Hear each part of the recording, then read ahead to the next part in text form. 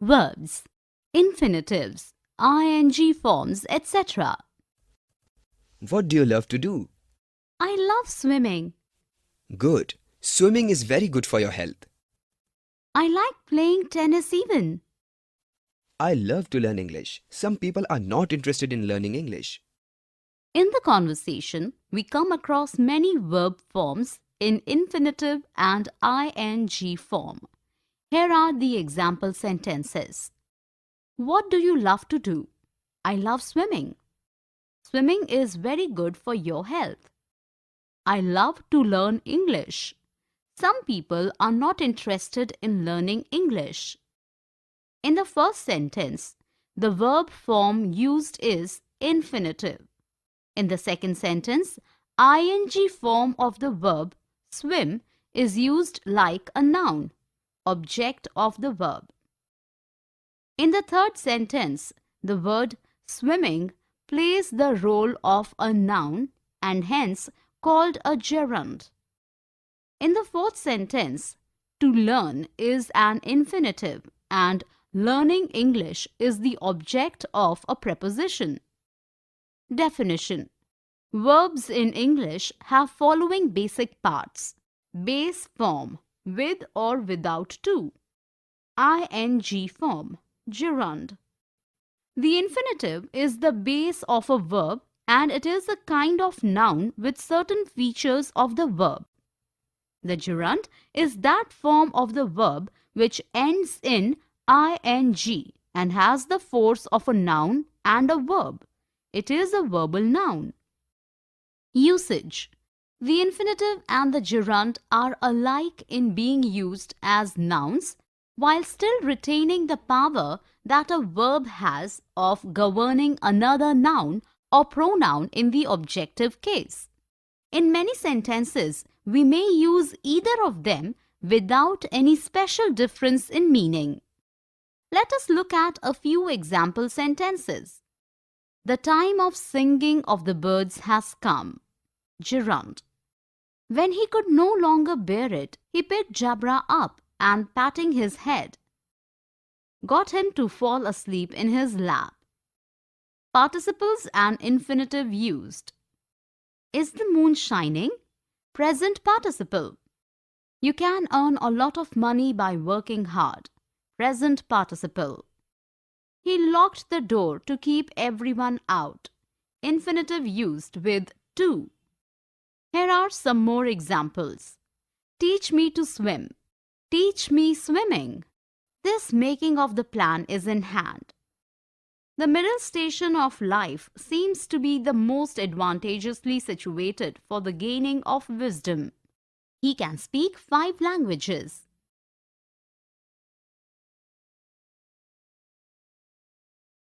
Verbs with and without objects. When did you learn to drive? I learned to drive when I was 20. What are you doing now? I drive a van for a delivery firm.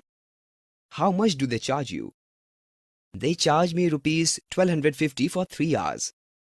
In the dialogue, we come across verbs with and without objects. Here are the example sentences. When did you learn to drive? Intransitive verb. I learned to drive when I was 20. Intransitive verb. What are you doing now? Intransitive verb. I drive a van for a delivery firm. Transitive verb. How much do they charge you? Transitive verb. They charge me rupees 1250 for 3 hours. Transitive verb. Definition. A transitive verb is a verb that denotes an action which passes over from the doer or subject to an object, whereas intransitive verb does not. Usage. Transitive verbs are mostly used transitively.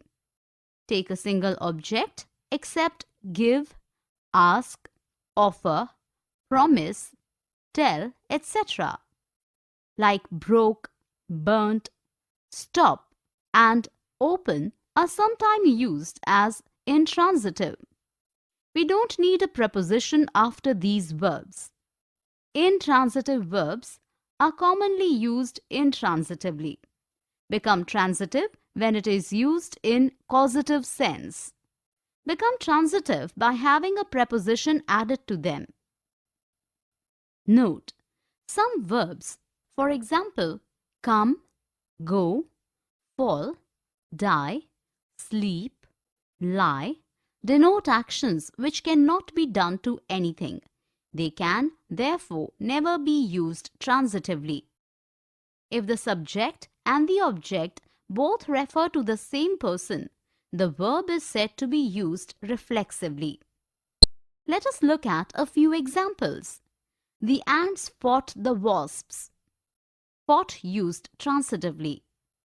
Some ants fight very fiercely. Fought used intransitively. The Japanese feed themselves chiefly on rice. Used reflexively. The magistrate acquitted him of the charge against him. Denotes the usage of verb reflexively and also transitively. The girl ran a needle into her finger. Intransitive verb used as a causative sense and becomes transitive. The boy kicks the football. Denotes the direct object. Here are some more examples. The horse kicked the man. I shall bring my camera with me. All his friends laughed at him. The beggar sat down by the side of the road. Verb plus to, infinitive or bare infinitive. Let us set off early in order to avoid the traffic.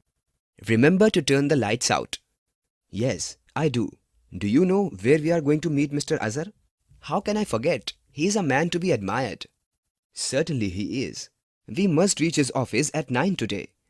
We will make it, not to worry. In the conversation, we come across verb forms to avoid, to meet, etc. Here are the example sentences. Let us set off early in order to avoid the traffic. Remember to turn the lights out. Did you know we are going to meet Mr. Azhar? He is a man to be admired. We must reach his office at 9 today. Not to worry. In the first and fifth sentence, the verb let and must are used without infinitive. In the second sentence, verb remember always follows to. In the third and fourth sentence, to meet and to be are used as verb nouns. Definition. The infinitive is the base of a verb, often preceded by to. It is a verb noun. Usage. The infinitive, with or without adjuncts, may be used like a noun, subject, object of a transitive verb, complement of a verb, object of a preposition, object complement, to express purpose, to qualify an adjective, a noun, a sentence. The word to is frequently used with the infinitive, but is not an essential part or sign of it. To does not follow after certain verbs: bid, let, make, need, dare, see, hear. Modals: had better, had rather, would rather, sooner than, rather than. The infinitive may be active or passive. Let us look at a few example sentences. I would rather die than suffer so. Bare infinitive. He had no choice but to obey. Object of a preposition. She wept to see the desolation caused by the flood. Express cause. To tell the truth, I quite forgot my promise. Qualifies as a sentence. Unfortunately, I was unable to work for a week. Qualifies an adjective. Here are some more example sentences. It's easy to play the piano, but it's very difficult to play well. It is easy for you to criticize other people. Many men desire to make money quickly.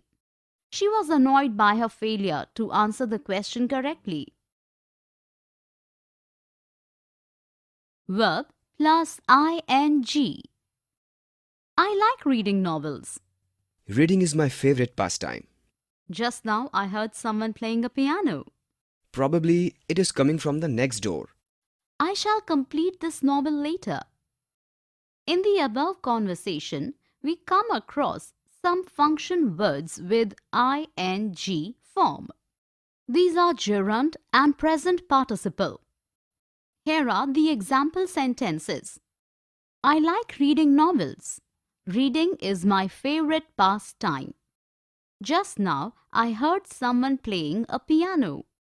Probably it is coming from the next door.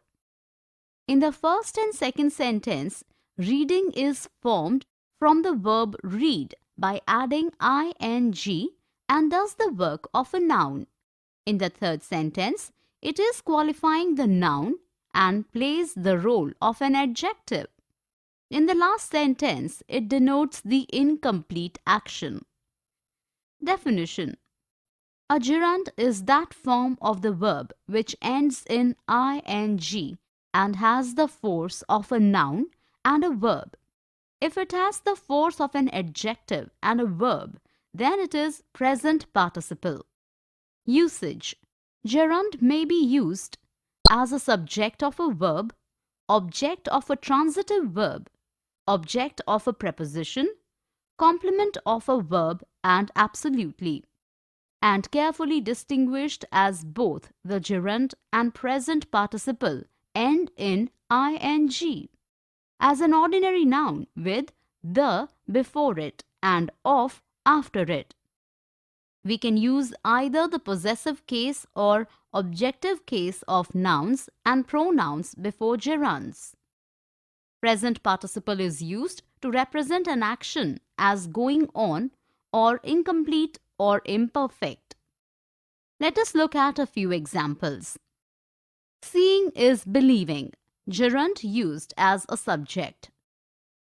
He contemplated marrying his cousin, used as an object of a transitive verb. I am tired of walking, object of a preposition. What I most detest is smoking, complement of a verb. We met a girl carrying a basket of flowers, present participle used as an object of a transitive verb. Here are some more examples. Playing cards being his aversion, we did not play bridge. We had a drink of the sparkling water. We were prevented from seeing the prisoner. Giving is better than receiving.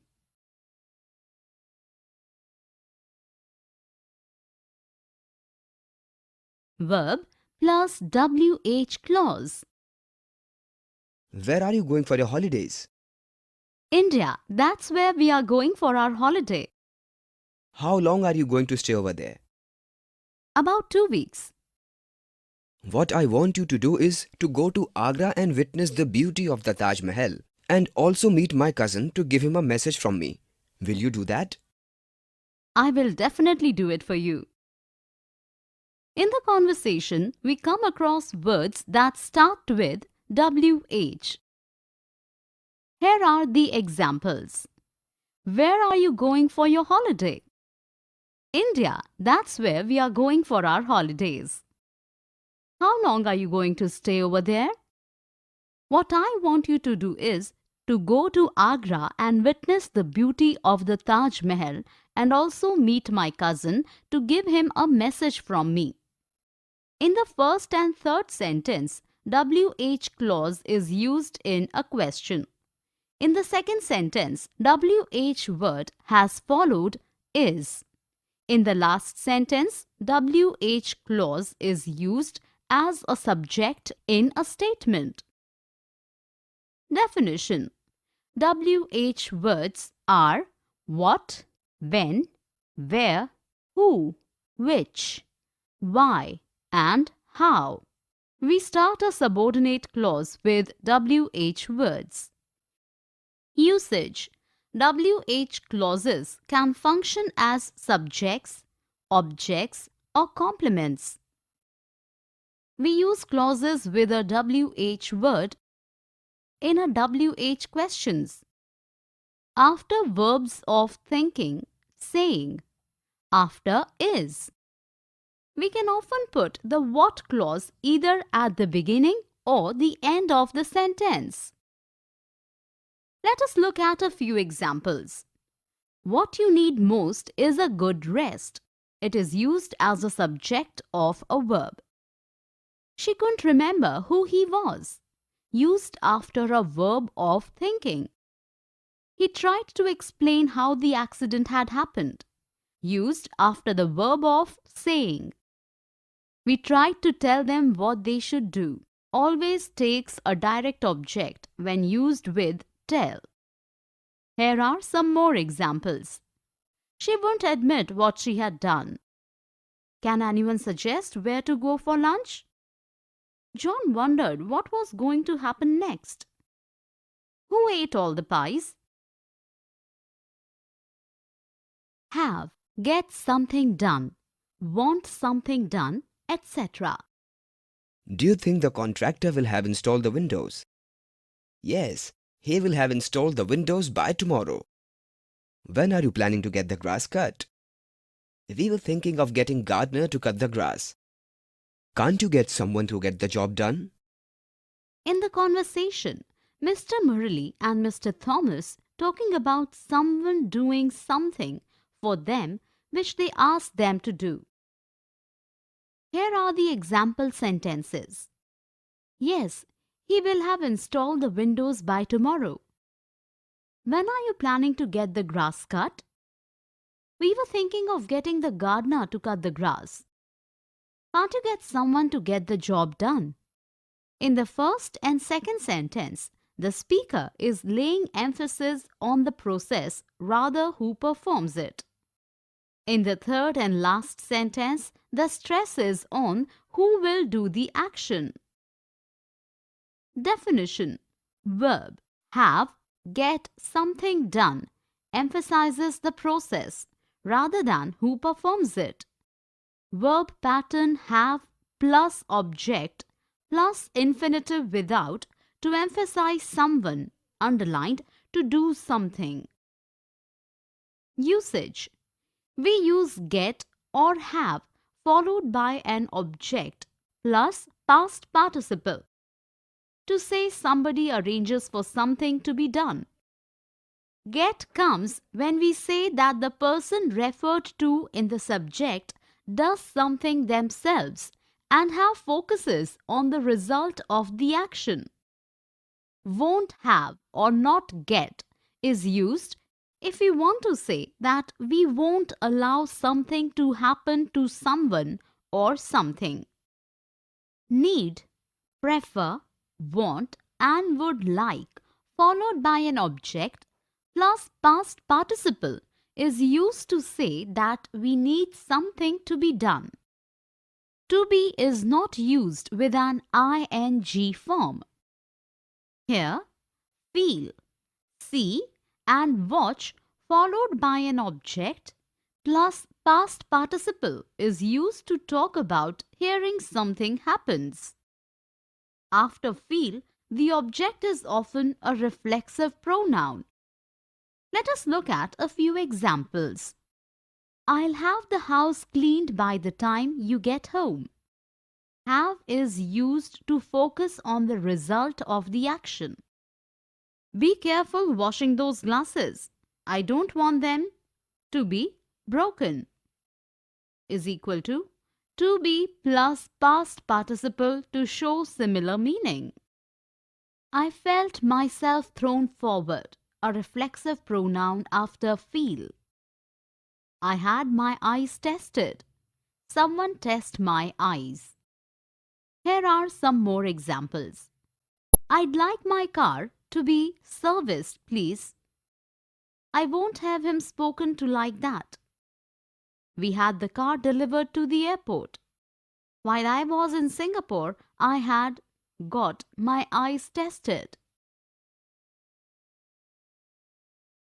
Verb plus two objects. Your father gave me a watch. On what account? He asked me a question and I answered it correctly. That's great. Now listen, my mother will give you some advice on handling the pets. Hope you use it wisely. In the above conversation, we come across two objects after a verb. Here are the example sentences. Your father gave me a watch. He asked me a question and I answered it correctly. Now listen, my mother will give you some advice on handling the pets. Hope you use it wisely. Definition. Some verbs have two objects, an indirect object and a direct object. The indirect object usually refers to a person and comes first. The direct object is which usually the name of something. Usage. When the verb has two objects, the indirect object usually comes first.